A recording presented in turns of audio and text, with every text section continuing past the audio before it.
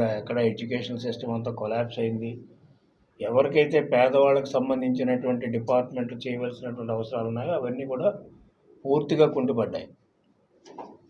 వాళ్ళు దోచుకోవడానికి వీలైనటువంటి మైండ్స్ ఇటువంటివన్నీ కూడా అవి మాత్రం బాగా పనిచేసాయి. ఎందుకు పనిచేసాయంటే వాళ్ళ దోచుకునే విధానానికి తోడ్పడే విధంగా వీళ్ళని తయారు చేశారు ఆఫీసర్లందరూ కూడా, కొన్ని డిపార్ట్మెంట్లో, రెవెన్యూ హ్యాండింగ్ డిపార్ట్మెంట్లో వీటిలో.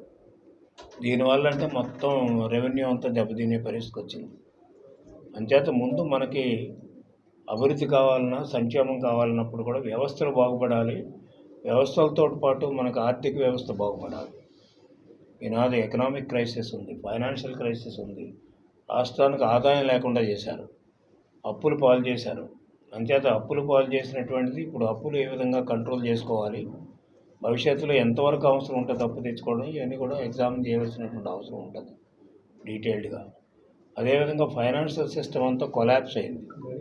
ఎంచేతంటే ఫైనాన్షియల్ సిస్టంలో ఆర్థిక వ్యవస్థ ఇదంతా చూస్తే ఆదాయాలు సరిగ్గా లేకపోతే మరొకవైపు డెఫిసిట్లు కానీ విపరీతంగా పెరుగుతాయి.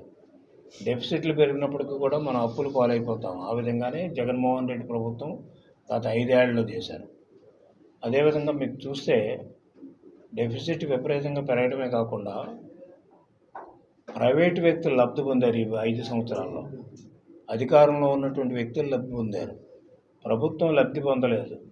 ప్రభుత్వంలో ఖజానా డబ్బులు లేక అప్పులు పాలవడమే కాకుండా అభివృద్ధి కూడా జీరో అయిపోయింది.